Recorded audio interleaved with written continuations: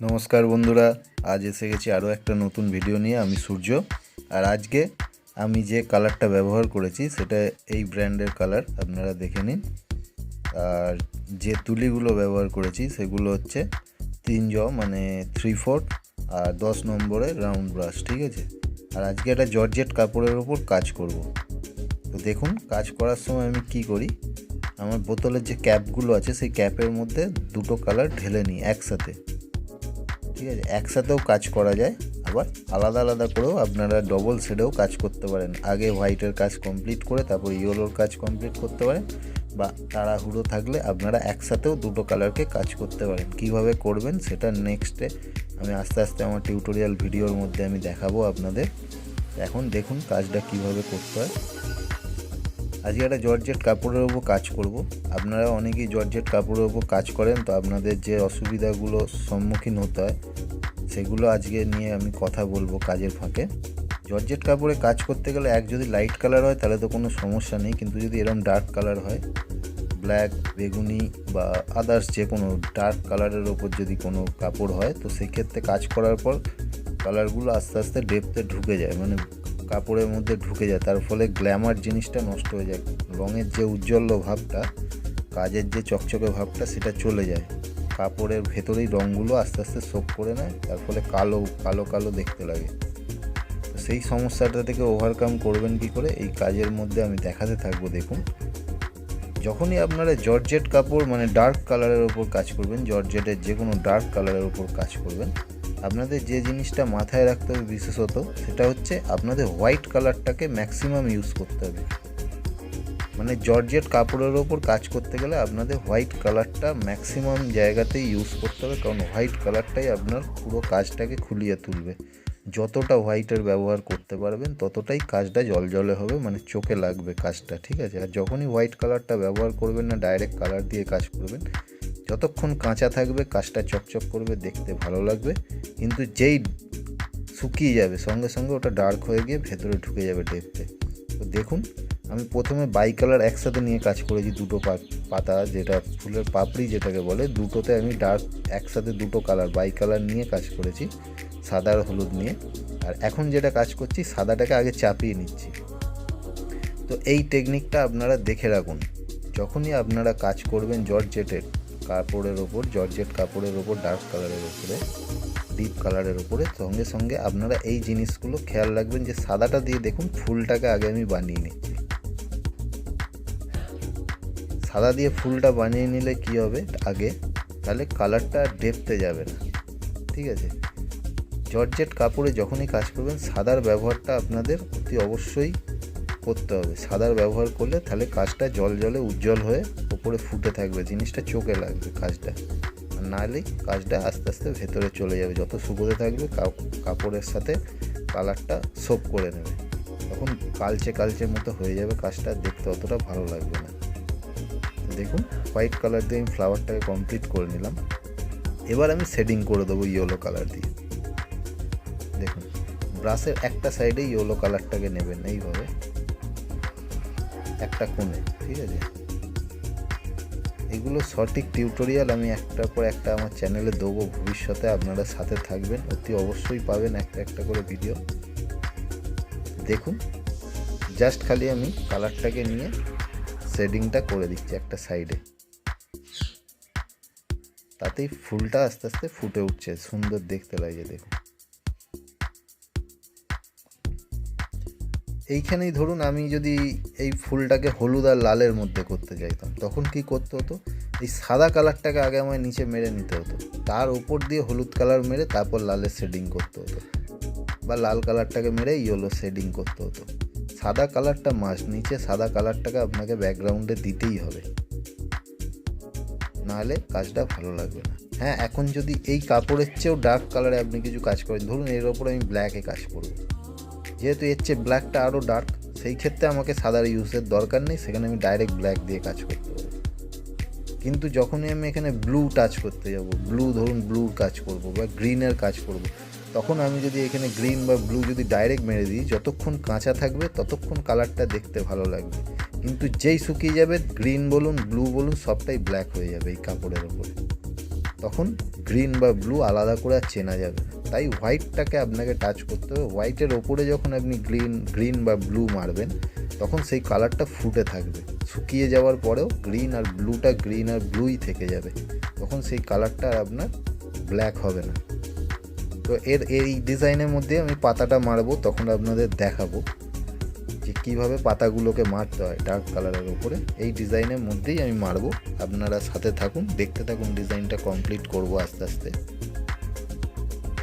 দেখুন আস্তে আস্তে শেডিংয়ের কাজটা কমপ্লিট করে ফেলেছি।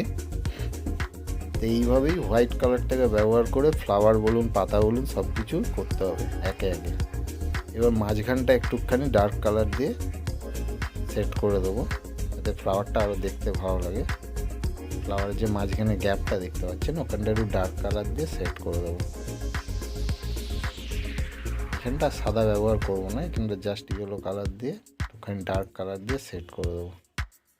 ইয়েলোটা মেরে দিলাম, এরপর একটু ব্রাউন দেবো, এখানটা একটু ব্রাউন কালার দিয়ে শেডিং করে দেবো।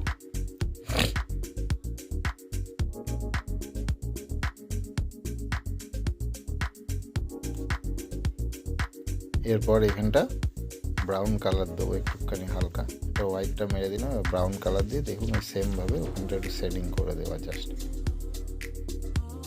ফ্লাওয়ারটা আর একটু দেখতে ভালো লাগে।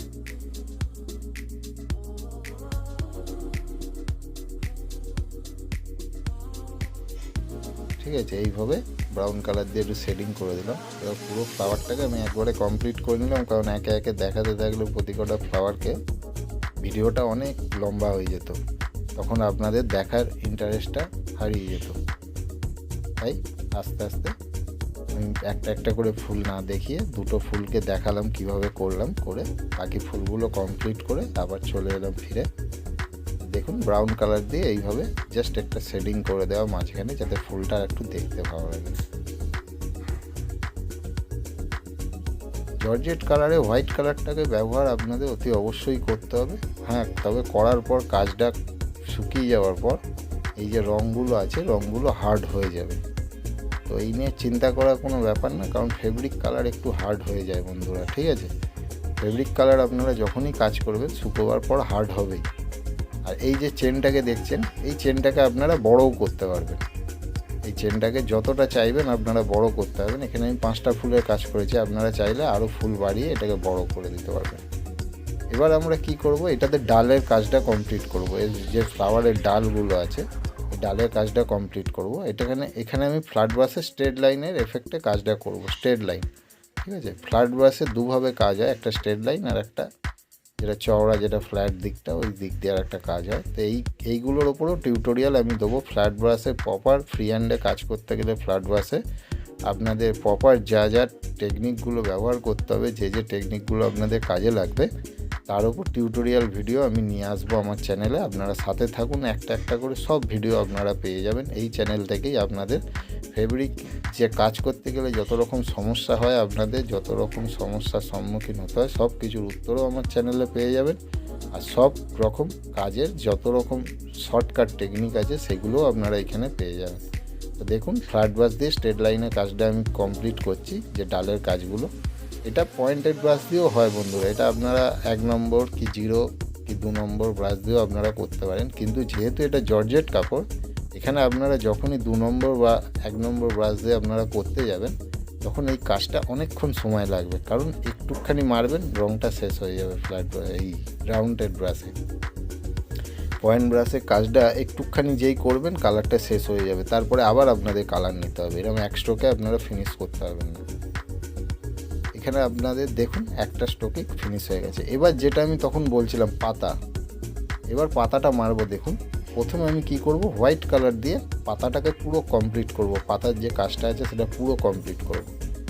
এইটা না করলেই তখন যে কথাটা বলছিলাম, এই কাজটা যদি আমরা না করি, তখন যখনই আমরা গ্রিন কালারটাকে এখানে ডাইরেক্ট ইউজ করব, সঙ্গে সঙ্গে গ্রিন কালারটা কালো হয়ে যাবে, যেই শুকোবে পুরো কালো হয়ে যাবে। তাই জন্য প্রথমে যেহেতু পাতাটাকে আমরা দেখাতে চাই, গ্রিন কালারটা ফুটিয়ে তুলতে চাই, গ্রিন কালারের এফেক্টটাকে ফোটাতে চাই, তাই জন্য আমরা প্রথমে কি করব, হোয়াইট কালার দিয়ে পুরো পাতার কাজটাকে কমপ্লিট করব। আমি 10 নম্বর ব্রাশ দিয়ে দেখুন পাতাটাকে আগে মেরে নিচ্ছি। আপনারাও যখন কাজ করবেন এই জিনিসগুলোকে মাথায় রাখবেন। হার্ড হবে, ফেব্রিক কালার শুকোবার পরে হার্ড হবেই, তো ওই নিয়ে চিন্তা করে লাভ নেই।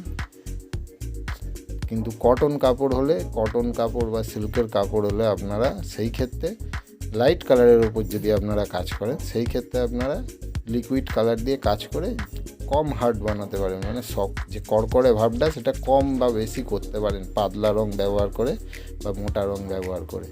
কিন্তু কড়কড়ে হবেই বন্ধুরা, ঠিক আছে, হার্ড হবেই কাপড়, সেই নিয়ে চিন্তা করে কোনো লাভ নেই, ওটা কোনো ক্ষতি হয় না, কাপড়ের রং ভালোই থাকে। আর একটা কথা যেটা বলে নেব সেটা হচ্ছে ফেব্রিক কালার বন্ধুরা কিন্তু পার্মানেন্ট কালার নয়। এই না যে আপনারা একবার ফেব্রিক কালার দিয়ে কাজ করে তারপর আপনারা যতটা পারবেন রাফ ইউজ করবেন, রাফভাবে ওয়াশ করবেন। রাফ ইউজ করতে পারেন, কোনো প্রবলেম নেই, কিন্তু রাফ ওয়াশ ফেব্রিক কালারকে কখনোই করা যায় না। ওয়াশ করার সময় আপনাদের যতটা পারবেন এটাকে যদি পারেন ড্রাই ওয়াশে রাখতে পারলে কালারটা খুবই ভালো থাকে। কিন্তু যখনই আপনারা এই কালারটাকে রাফ ওয়াশ করতে যাবেন, মানে থুবে কাচা যেটাকে আমরা বলি, তো থুবে কাচতে গেলে এই কালারে ক্ষতি হয়ে যায়। তো সেই জন্য যতটা পারবেন লাইট ওয়াশের মধ্যে রাখবেন। জল কাজ করলেও খুবই হালকা জলের ব্যবহার করবেন, হালকাভাবে জাস্ট ধুয়ে সুপুর দিয়ে দেওয়া। এটাকে সেই মানে হার্ড ওয়াশ করা যাবে না, মানে যতটা পারবেন লাইট ওয়াশের মধ্যে এটাকে রাখতে হবে আপনাদের। আর সবচেয়ে ভালো হয় যদি ড্রাই ওয়াশের মধ্যে রাখতে পারেন। তো দেখুন সাদা কালার দিয়ে এবার আমি ফ্লাওয়ারের যে পাতার ডিজাইনটা ওটাকে কমপ্লিট করে দিলাম। এবার এর ওপর দিয়ে আমি গ্রিন কালারটাকে মারব। তাহলে কী হবে, কাপড় যদি টানে তাহলে হোয়াইট কালারটাকে টানবে, উপরে গ্রিনটা লেয়ার হয়ে ওপরেই থেকে যাবে। গ্রিনটাকে কাপড়টা টানতে পারবে না, কারণ গ্রিন কালারটা কাপড়ে টাচ হচ্ছে না। কাপড়ে টাচ হলো কোন কালারটা, হোয়াইট কালারটা। সুতরাং যদি কাপড় টানতে চায় হোয়াইট কালারটাকে টানবে, গ্রিনটাকে টানতে পারবে না। তো এই ধরনের যত রকম টিপস আছে আপনাদের আমি একটা একটা করে দিতে থাকবো। আমার ভিডিও যদি আপনারা দেখতে থাকেন, আস্তে আস্তে ফেব্রিক সম্পর্কিত যত রকম প্রবলেম আপনারা সম্মুখীন হন সব কিছুরই উত্তর আপনারা পেয়ে যাবেন। আপনাদের আলাদা করে আর কিছু করতে হবে না। এর ওপর দিয়ে আমি আর একটু ইয়েলো কালার দিয়ে শেডিং করব পরে। প্রথমে দেখুন গ্রিন কালারটা আমি মেরে নিচ্ছি।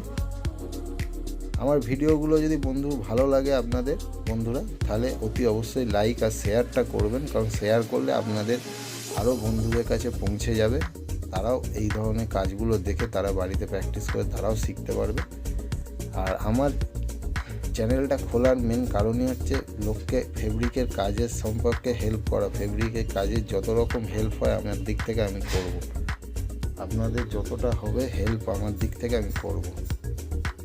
আর ইউটিউবে যে চ্যানেল আছে, ইউটিউবের যে ভিডিও আছে পুরোটাই ফ্রি। আপনারা ফ্রিতেই আমার চ্যানেলে ফেব্রিক পেন্টিংয়ের যে টিউটোরিয়ালের বেসিক লেসন হয় আপনারা সেখানে পেয়ে যাবেন। কোনো রকম আলাদা করে আমার চ্যানেলের সাথে যদি আপনি টাচে থাকেন, আপনাকে কোনো রকম আলাদা করে ফেব্রিক পেন্টিংয়ের কোর্স আপনাকে করতে হবে না, যদি আপনারা আমার কথা অনুযায়ী বাড়িতে প্র্যাকটিস করতে থাকেন একটার পর একটা জিনিস।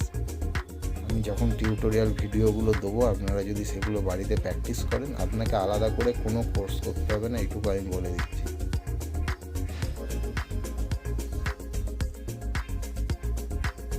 এবার দেখুন ইয়েলো কালার দিয়ে জাস্ট একটুখানি শেডিং করে দিলাম। এবার পাতাগুলো দেখুন, এটা যদি শুকিয়ে যায় যেমন অ্যাজ ইট ইজ দেখছেন, শুকোনোর পরে অ্যাজ ইট ইজ ঠিক এরমই থেকে যাবে। এই কালারটাকে আর কাপড় টানতে পারবে না, ঠিক এরমই জল জল করবে কাপড়ের ওপর। এই কালারটা ফ্লাওয়ারের ডিজাইনটা, এই কালারটাকে কাপড় আর টানতে পারবে না।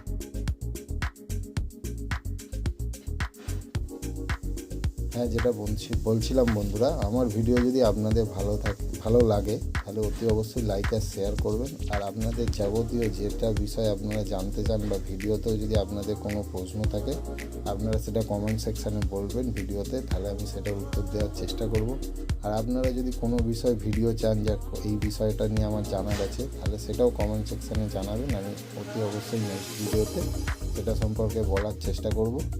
আর অতি অবশ্যই আমার ভিডিওগুলোকে লাইক শেয়ার করবেন আর চ্যানেলটাকে সাবস্ক্রাইব করে দেবেন।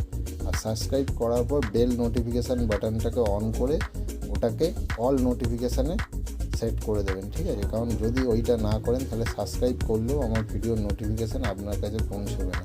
তো সুতরাং অলে গিয়ে যদি আপনারা ওটাকে সিলেক্ট করে দেন তাহলে ভিডিওর যতগুলোই ভিডিও ছাড়বো তার প্রতি কটার নোটিফিকেশান আপনাদের কাছে পৌঁছে যাবে। তাই লাইক, শেয়ার, কমেন্ট আর অতি অবশ্যই চ্যানেলটাকে সাবস্ক্রাইব করে বেল নোটিফিকেশানটা অন করে দেবেন। এবার দেখুন ডিজাইনটা কমপ্লিট হয়ে গেছে। আশা করি ভিডিওটা যদি আপনাদের ভালো লাগে তাহলে আমার সাথে থাকবেন, আমার পাশে থাকবেন, চ্যানেলটাকে আরেকটু ভালোবাসা দিয়ে আরেকটু বড় করার চেষ্টা করবেন। আজকের মতো এইটুকুই বন্ধুরা।